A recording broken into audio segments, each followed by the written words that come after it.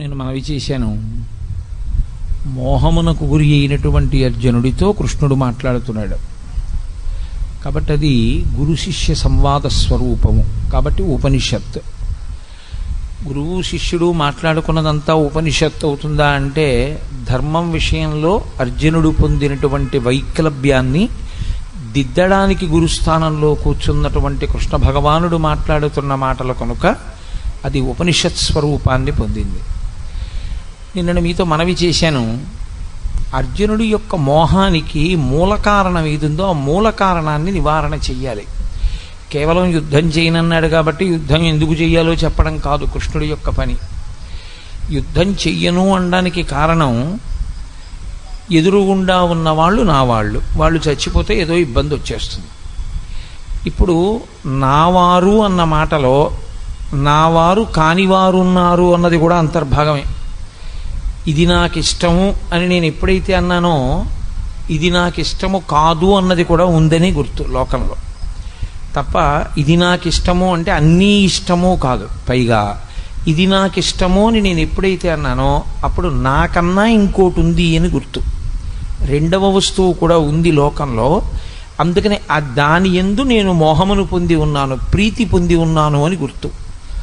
కాబట్టి ఇప్పుడు మూలమును ఎక్కడ దిద్దవలసి ఉందంటే, అసలు రెండు లేవు అర్జున, ఉన్నదొక్కటే పదార్థము.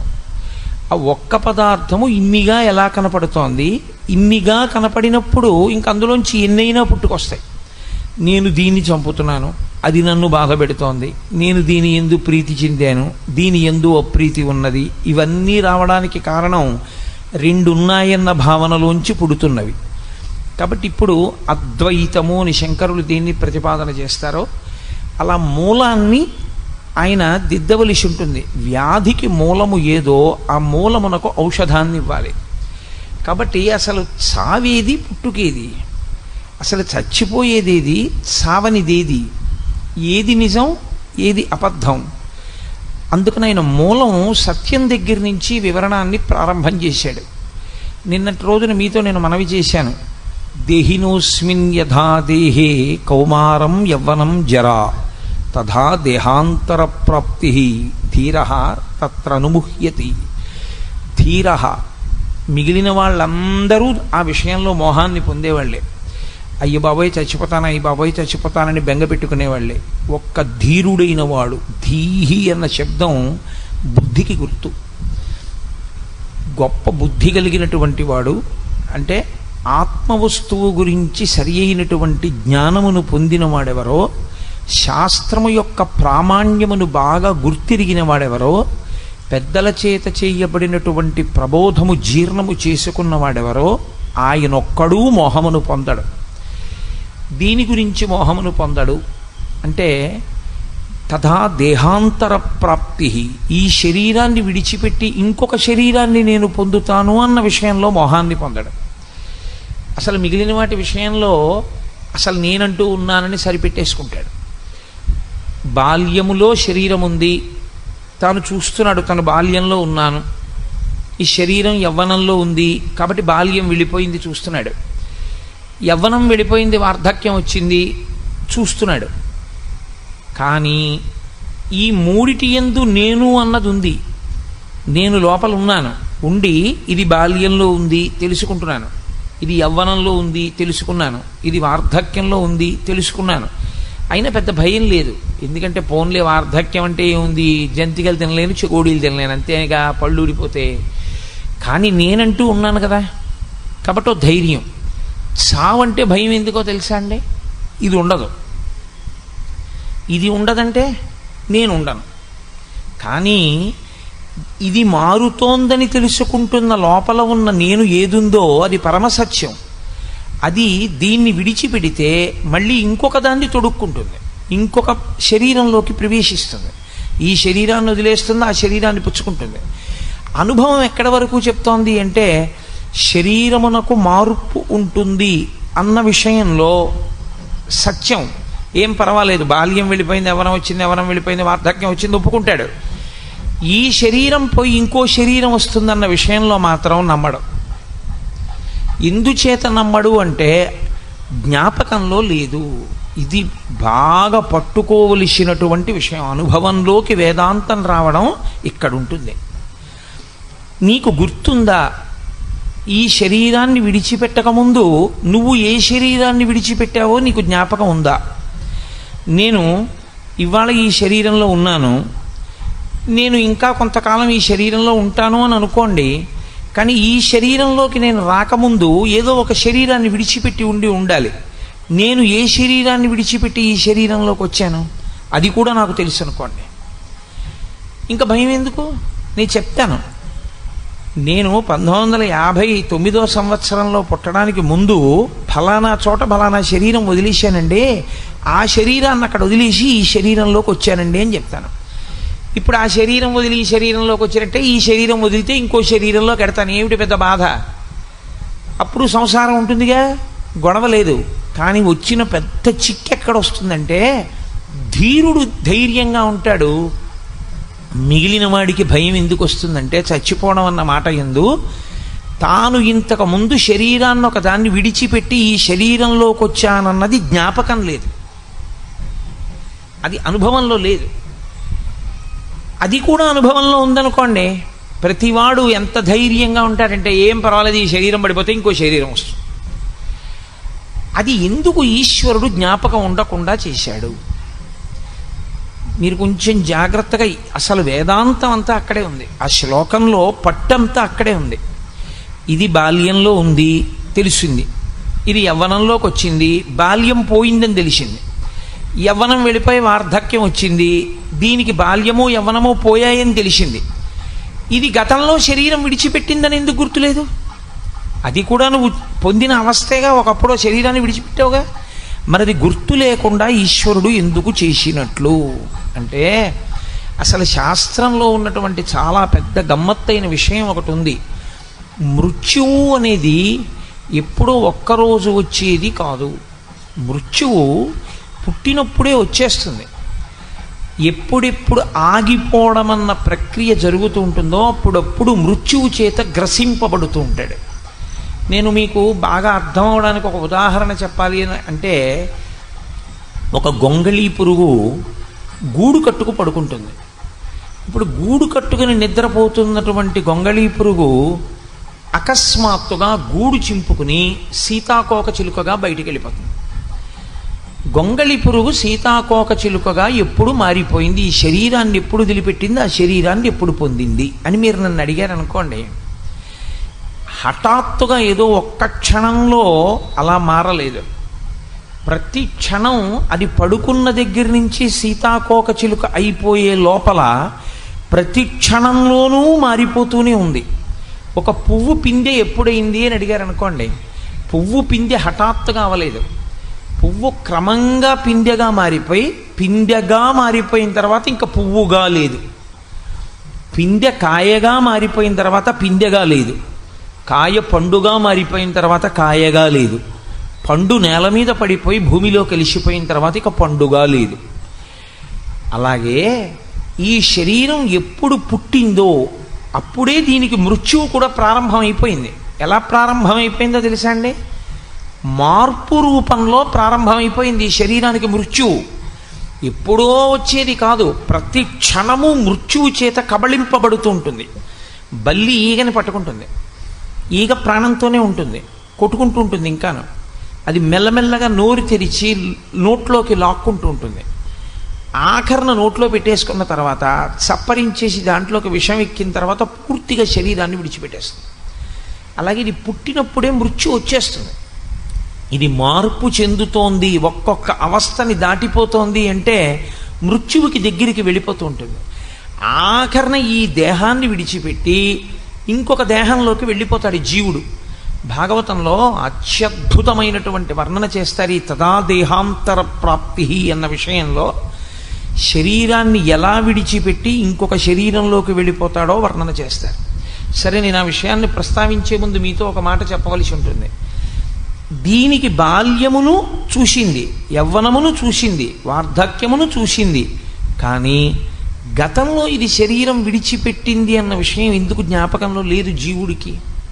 ఎందుకు ఈశ్వరుడు అది జ్ఞాపకం లేకుండా చేశాడు? అది కూడా జ్ఞాపకం ఉంటే మనకి చాలా భయం పోతుందిగా. వచ్చిన గొడవ ఏమిటి అంటే, మీరు ఒకటి బాగా జ్ఞాపకం పెట్టుకోవాలి, అనుబంధములన్నీ జీవునివే కానీ శరీరానివి కావు. నేను అనబడే పదార్థం ఈ లోపల ఉన్నంతసేపే నా కూతురు నాన్నగారు ఉన్నారు అంటుంది. దీని లోపల నేనన్న చైతన్యం ఉన్నంతసేపే నా కొడుకు నాన్నగారు ఉన్నారు అంటాడు. ఈ లోపల నేనన్న చైతన్యం ఉన్నంతసేపే మీ అందరూ కోటేశ్వరరావు గారు ఉన్నారు అంటారు. ఒక్కసారి ఆ చైతన్యం శరీరాన్ని విడిచిపెట్టింది అనుకోండి, ఆ జీవుడు ఇందులోంచి బయటికి వెళ్ళిపోయాడు అనుకోండి, ఈ శరీరం ఇక్కడే ఉన్నా కోటేశ్వరరావు గారు లేరు అంటారు. ఎందుచేత అంటే జీవుడు వెళ్ళిపోయాడు అందులోంచి. అనుబంధములన్నీ ఎవరివి అంటే జీవుడివే. కాబట్టి ఇప్పుడు జీవుడికి తాను ఏ శరీరం విడిచిపెట్టాడో జ్ఞాపకం ఉందనుకోండి, అనుబంధములు కూడా జ్ఞాపకం ఉండిపోతాయి. నేను ఫలానా చోట శరీరం విడిచిపెట్టాను అని జ్ఞాపకం ఉంటే, ఆ శరీరములో తాను ఉన్నప్పుడు తనకి భార్యగా ఉన్నది ఎవరు, తనకి బిడ్డలుగా ఉన్నది ఎవరు, తనకి ఆత్మీయులుగా ఉన్నది ఎవరు, తనకి విరోధులుగా ఉన్నది ఎవరు, అది కూడా జ్ఞాపకం ఉంటుంది. ఇప్పుడు అది కూడా జ్ఞాపకం ఉంటే మీరు ఈ జన్మలో అసలు ఉద్ధరణ వైపుకి ఏం అడిగేస్తారు? ఇంకా రాగద్వేషములు ఎక్కువయ్యాయి. అది అసలు ఈ జన్మలో మీరు కొత్తగా పెంచుకుంటున్న రాగద్వేషములే మీ అభివృద్ధికి, మీ పురోగతికి, మీరు ఈశ్వరుణ్ణి చేరుకోవడానికి ప్రతిబంధకాలు. అందుకేగా మీతో మనవి చేశా, నువ్వు నేను అన్న 2 మాటలు ఎప్పుడు వచ్చాయో అప్పుడు 2 వచ్చాయి. 2 ఎప్పుడు వచ్చాయో అప్పుడు అజ్ఞానం వచ్చింది, అవిద్య వచ్చింది. ఇప్పుడు కొత్తగా రెండిటి మధ్యలో ఇంత చేరిపోయింది అనుకోండి. గజేంద్రమోక్షంలో 1,00,00,000,000 కరణీనాథుండనయ్యుండి మద్దానాంభ పరిపుష్ట చందనలతాంతఛాయలందుండలేక అంటాడు. పోతన గారంతా గజేంద్రమోక్షం అంతా చేసిందంతా వేదాంతమే. 10,00,00,000 మంది భార్యలు ఉన్నారు నాకన్నాడు. అంటే నిజంగా 10,00,00,000 మంది భార్యలు ఉన్నారంటే వచ్చిన అభ్యంతరం ఏం లేదు. అసలు యథార్థం ఏమిటంటే, ఈ లోపలి జీవుడు ఎన్నో శరీరాల్లో ఉన్నాడు. ఇత పూర్వం అన్ని శరీరాల్లో ఉన్నప్పుడు దానికి అంతమంది భార్యలు ఉన్నారు. ఎంతమంది భార్యలు ఉన్నారో అంతమంది భార్యలతో అంతమంది బిడ్డల్ని కన్నాడు. ఈశ్వరుడు చేసిన మహోపకారం ఏమిటంటే, గత జన్మకి సంబంధించినటువంటి జ్ఞాపకాల్ని అమ్మ కడుపులోంచి బయటికి వచ్చేటప్పుడు జ్ఞాపకం లేకుండా తీసేస్తాడు. శఠము అన్న వాయువు పట్టుకుంటుంది, భాగవతంలో చెప్తారు దాని గురించి. ఆ శఠమన్న వాయువు పట్టుకోగానే అన్నీ మర్చిపోతాడు. అప్పటి వరకు జ్ఞాపకం ఉంటాయి. అప్పుడు వరకు ప్రార్థన చేస్తాడు, ఈశ్వరుణ్ణి బయటికి తోసేయమన్నాను. అయ్యో నేను ఫలానా వారికి భర్తగా ఉన్నాను, ఫలానా వారికి భార్యగా ఉన్నాను, ఫలానా వారికి బిడ్డడుగా ఉన్నాను, వాళ్ళని నమ్ముకున్నంత చేశాను, చిట్ట చివరికి నాకు మిగిలిందేం లేదు, ఈశ్వరా నిన్ను చేరలేకపోయాను, ఇంకొక్కసారి శరీరం అయ్యి, అప్పుడు నేను ఈ శరీరం ఉంటే ఈ శరీరంతో నీ సేవ చేస్తాను. శరీరంలో నేను ఉన్నాను కాబట్టి మనసు మంచిదిగా పెట్టుకుని మంచి ఆలోచనలు చేస్తాను, ఉపకారాలు చేస్తాను, పుణ్యాలు చేస్తాను. కాబట్టి ఈశ్వరా ఇంకొక్కసారి శరీరం ఇయ్యి అంటాడు. ఇచ్చినప్పుడు పరమేశ్వరుడు గత జన్మ జ్ఞాపకాల్ని కూడా ఉంచేశాడు అనుకోండి, ఉంచి పైకి పంపాడు అనుకోండి జీవుణ్ణి. ఇక ఆ జీవుడు ఒక్క క్షణం కూడా ప్రశాంతంగా ఉండలేడు. బయటికి వస్తూనే అతనికి ఒక జ్ఞాపకం ఉంటుంది, నా భార్య ఫలానా చోట ఉంది, గత జన్మలో భార్య, ఎప్పుడు అక్కడికి వెడదామా అని ఉంటుంది. నా కొడుకులు అక్కడ ఉన్నారు, వాళ్ళ యోగక్షేమాలు చూడాలనిపిస్తుంది. గతంలో కుక్కగా ఉండొచ్చు, కానీ ఆ కుక్కకు పుట్టిన పిల్లల మీద వ్యామోహం ఉంటుంది. ఓ పందిగా ఉండొచ్చు, ఆ పిల్లల మీద వ్యామోహం ఉంటుంది. ఇలా నీకు ఎన్ని జన్మల జ్ఞాపకాలు ఉంటాయో అంత పెద్ద సంసారం నీలో ఉంటుంది. ఆ సంసారంలో పడిపోవడం వల్ల కదా పాడైపోయావు.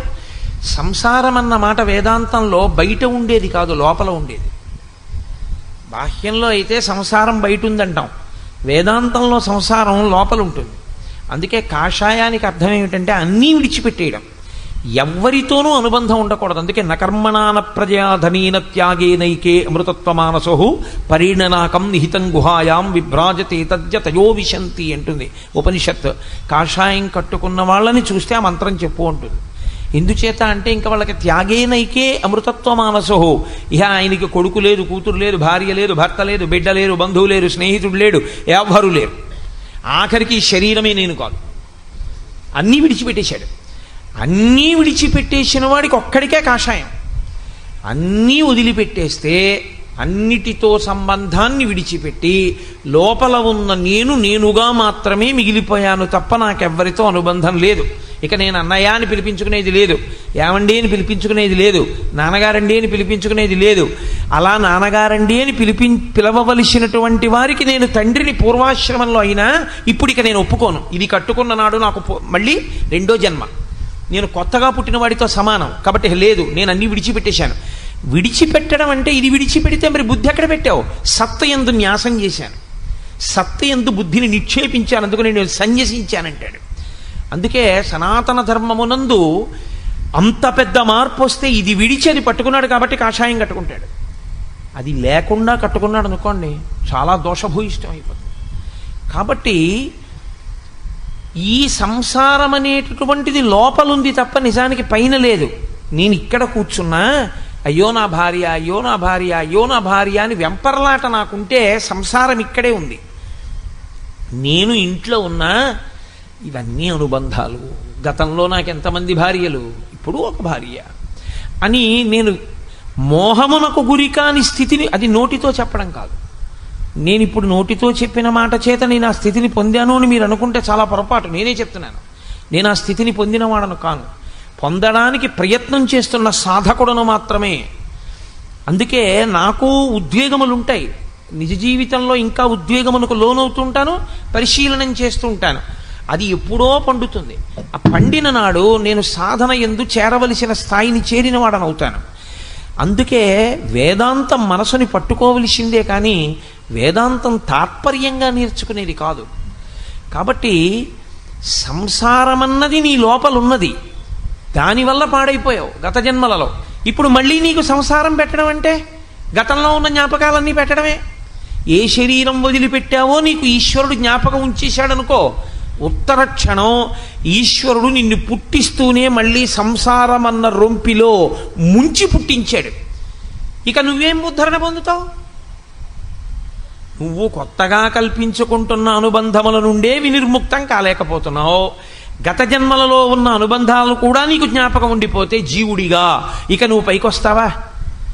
ఈ జన్మలో నువ్వు కోటీశ్వరుడవైనా, నీకు ఒక్కతే కూతురైనా, గత జన్మలలో నీకున్న 16 మంది ఆడపిల్లల్లో 80 ఇంకా పెళ్ళవకుండా నువ్వు వెళ్ళిపోయి ఉండుంటే ఇప్పుడు ఇక్కడ పుట్టిన పిల్ల కన్నా అక్కడ ఉండిపోయిన 80 పిల్లల పెళ్ళిళ్ళ గురించి ఆలోచిస్తావు. ఇప్పుడు సంసారం పెరిగిందా, సంసారం తరిగిందా, పైకే వస్తావు నువ్వు, ఇక రాలేవు, కుదరదు. ఈశ్వరుడు శరీరాన్ని ఇచ్చేది దేనికి ఇస్తాడంటే, ప్రత్యేకించి మనుష్య శరీరాన్ని దేనికి ఇస్తాడంటే ఉద్ధరణ కొరకు ఇస్తాడు. నువ్వు దీన్ని తెప్పగా వాడుకుని పైకి రారా అని ఇస్తాడు. తెప్పగా వాడుకుని పైకి రావలసిన వాడికి ముందుండవలసిన లక్షణం ఆయన ఉపకారం చేసి ఓ బుద్ధి ఇస్తాడు. ఏమిటో తెలుసా అండి?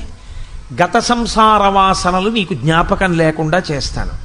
కాబట్టి ఇప్పుడు జీవుడు ఏ శరీరం వదిలిపెట్టాడో జ్ఞాపకం ఉండకూడదు. అందుకే కడుపులో ఉన్నంతసేపు జ్ఞాపకం ఉంచుతాడు. ఎందుకు ఉంచుతాడో తెలుసా అండి? అది నరకం. ఆ నరకాన్ని అనుభవిస్తున్నప్పుడు బాధపడతాడు. ఇందువల్ల కదా మళ్ళీ పుడుతున్నాను. ఏ ప్రాణిగానైనా కానివ్వండి, గర్భస్థము నరకము. ఆ కటిక చీకటి కన్ను పొడుచుకుంటే కనపడదు. అందుకే 2 రంధ్రములు అంటారు. 11 రంధ్రములు శరీరమునకు ఉంటాయి. ఒక రంధ్రం తెరుచుకుంటే వెనక్కి రాడు, ఒక రంధ్రం మూసుకుంటే మళ్ళీ లోకంలోకి వస్తాడు. నాభీరంధ్రం తెరుచుకుని ఉన్నంతసేపు అమ్మ కడుపులో అమ్మ తిన్నది తన శరీరంలోకి ఎడుతూ ఉంటుంది. బయటికి వచ్చేసిన తర్వాత నాభి కోసేస్తే నాభీరంధ్రం మూతపడిపోతుంది. ఇంకా నాభిలోంచి ఏది శరీరంలోకి వెళ్ళదు. నాభి మూతపడిపోయి ఉండిపోతే బొడ్డు ఊడిపోయిందంటారు.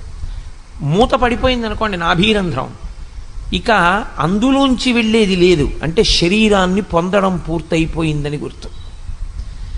మళ్ళీ బయటికి వెళ్ళిపోయేటప్పుడు ఈ శరీరంలోంచి గొప్ప సాధన చేసినవాడు ఇక రాడని గుర్తు ఏమిటంటే ఆఖరి సమయంలో, ప్రాణోత్క్రమణం అయ్యే సమయంలో నిర్భయంగా ఇన్నిసార్లు శరీరాలు విడిచిపెట్టి శరీరాలు పొందాను, ఇక నేను శరీరాన్ని పొందను, నాకొద్దు అని పరమేశ్వరుణ్ణి ధ్యానం చేస్తూ మనసు ఈశ్వరుని యందు నిలబెడతాడు. ఆ నిలబెట్టిన కారణం చేత ఈ శరీరము పడిపోతున్నా తాను సాక్షిగా నిలబడతాడు. అలా సాక్షిగా నిలబడిన వాడెవరో వాడు మాత్రమే వెళ్ళే ద్వారం ఒకటి ఉంటుంది. అలా యోగమునందు వెళ్ళిపోయాడని గుర్తేమిటంటే ఊర్ధ్వముఖ చలనము చేసి బ్రహ్మరంధ్రమును భేదించుకుని పైకెడతాడు. ఇక్కడ చిట్లుతుంది. ఇక్కడ చిట్లి వెళ్ళిపోయాడు అంటే యోగమునందు వెళ్ళిపోయాడు అని గుర్తు. భగవద్గీత ప్రత్యేకించి సాంఖ్యయోగం అంతా కూడా యోగము యొక్క వైభవాన్నే మాట్లాడతాడు ఆయన. యోగము ధర్మముతో కలుస్తుంది. సరే, నేను అది ఎక్కడ అవసరమో అక్కడ దాని గురించి నేను మనవి చేసే ప్రయత్నం చేస్తాను. అసలు ధర్మాన్ని విడిచిపెడితే యోగం కాదు, ధర్మమునందు అనురక్తియే యోగము యథార్థమునకు. అందుకే యోగ కర్మసు కౌశలం అంటాడు ఆయన. కాబట్టి ఇప్పుడు గత జన్మ వాసన కానీ గత జన్మకి సంబంధించిన జ్ఞాపకం ఉండిపోతే ఇక ఆ జీవుడు ఉద్ధరణ పొందడు. ఈ జన్మలో ఏర్పడినటువంటి అనుబంధాలని తెంచుకోవడం కుదరట్లేదు. అందుకు కదా దూర్జటి గుండెలు బాదుకున్నాడు. ఆలంచున్ మెడకట్టి దానికి అపత్యశ్రేణి కల్పించి తద్బాలవ్రాతము నిచ్చిపుచ్చుకొను సంబంధంబు కావించి. అమ్మ బాబోయ్, ఎంత వేదాంతం చెప్పాడో మహానుభావుడు. ఆలంచున్ మెడకట్టి అన్నాడు. ఆవిడ మెళ్ళలో తాళి కట్టాను నేను అనుకున్నాను, కానీ ఇక్కడ పట్టుకుందయా అంటే భార్యే కాదు, భార్యకి భర్త అయినా భర్తకు భార్య అయినా సంసారం అంత గట్టిగా పట్టుకుంటుంది. ఇప్పుడు దానికి అపత్యశ్రేణి కల్పించి దాని వలన కొంతమంది పిల్లలు పుట్టేటట్టు చేసి ఆ భార్య వలన తద్బాలవ్రాతము నిచ్చిపుచ్చుకొను సంబంధంబు కావించి ఈ ఇంట పుట్టిన ఆడపిల్లని బట్టుకెళ్ళి ఇంకో ఇంట్లో ఇచ్చాడు. ఇంకో ఇంట్లో పుట్టిన ఆడపిల్లని ఇంటికి తెచ్చుకున్నాడు. 60 ఏళ్ళు వచ్చాక నేను చేసింది ఏమిటి అని వెనక్కి తిరిగి చూస్తే ఓ కొడుకుని కని కూతుర్ని తెచ్చుకున్నాను, ఓ కూతుర్ని కని ఇంకో ఇంటికి పంపించాను. దానివల్ల అల్లుడు వచ్చాడు, దీనివల్ల కోడలు వచ్చింది. ఇది నీ సాధించింది. దీనికి అనుబంధంగా మళ్ళీ కొన్ని అనుబంధాలు ఏర్పడ్డాయి తప్ప సాధనలో నేనేం చేశాను ఈ శరీరంతో? ఏమీ లేదు, సున్నా. ఈ అనుబంధాలే ఆఖరికి కొంప ముంచేస్తాయి మళ్ళీ. కాబట్టి తదా దేహాంతర ప్రాప్తి, ఇది జీవుడికి ఉన్న లక్షణం. శరీరాన్ని మళ్ళీ పొందుతాడు, కానీ అది నీకు జ్ఞాపకంలో లేదు, అనుభవంలో లేదు. అనుభవంలో లేకపోవడం వల్ల వచ్చిన పెద్ద భయం ఏమొచ్చిందంటే శాస్త్రాన్ని ప్రమాణంగా తీసుకుని ఒరే ఈ శరీరం వదిలినా ఇంకో శరీరాన్ని పొందుతాన్రా అన్న ధైర్యం కూడా లేదు. అసలు ఇంకొక శరీరాన్ని పొందుతానన్న ధైర్యం కాదు, ఆ కోరిక ఉంచుకోకూడదు. అసలు ఆ కోరిక ఉండడం మొదటి తప్పు.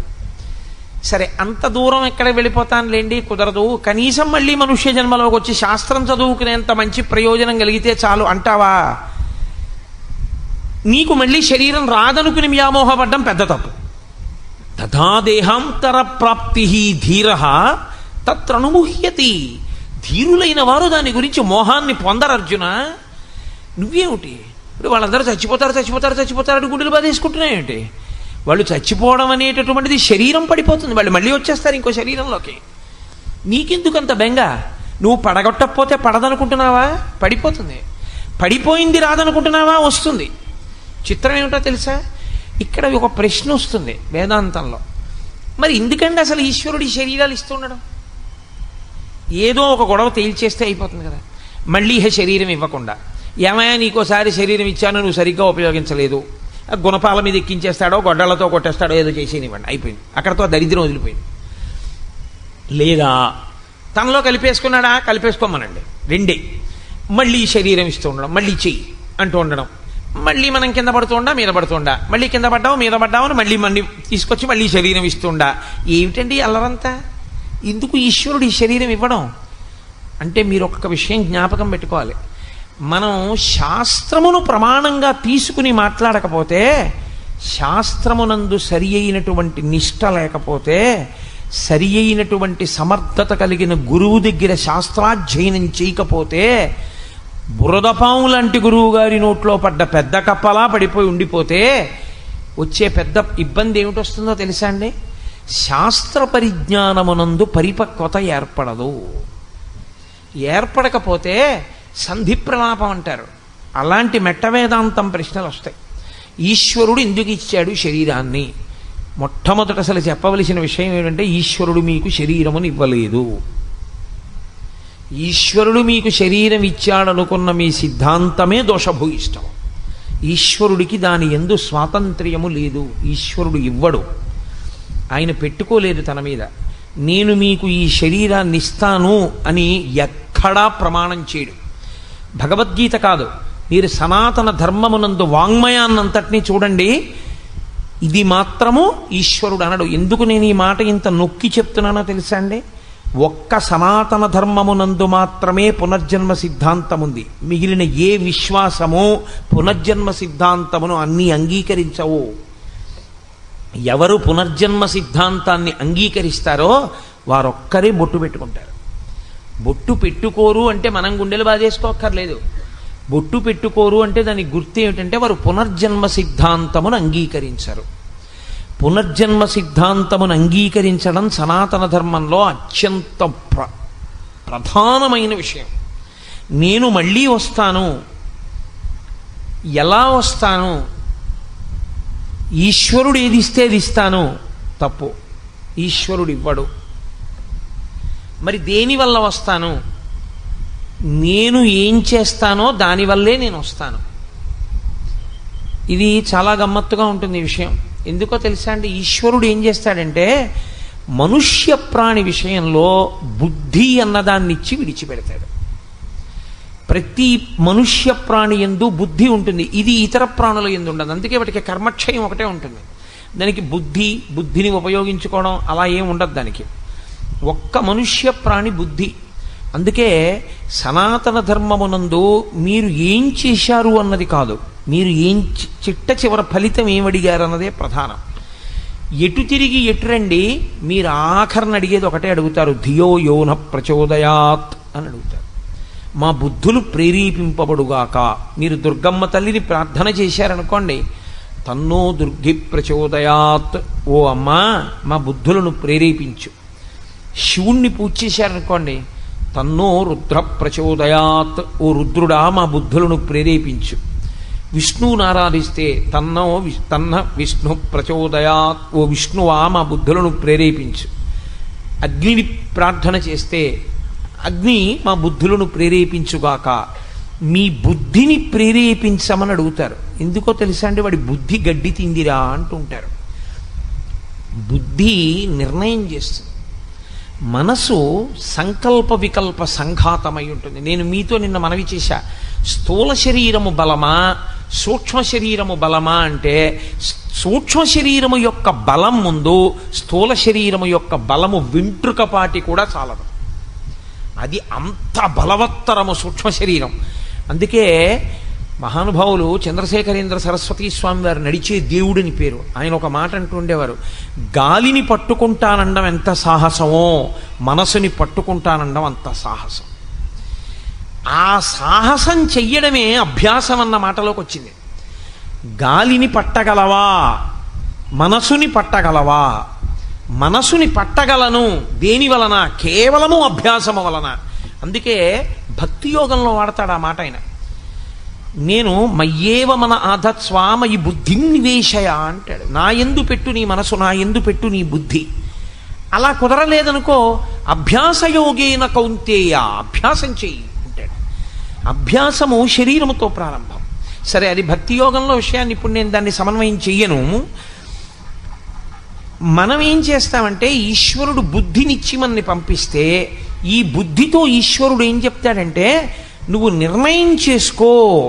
ఇప్పుడు ఈ నిర్ణయం చేసుకోగలిగినటువంటి బుద్ధి పదును బాగా ఎక్కడెక్కుతుందో తెలుసా అండి?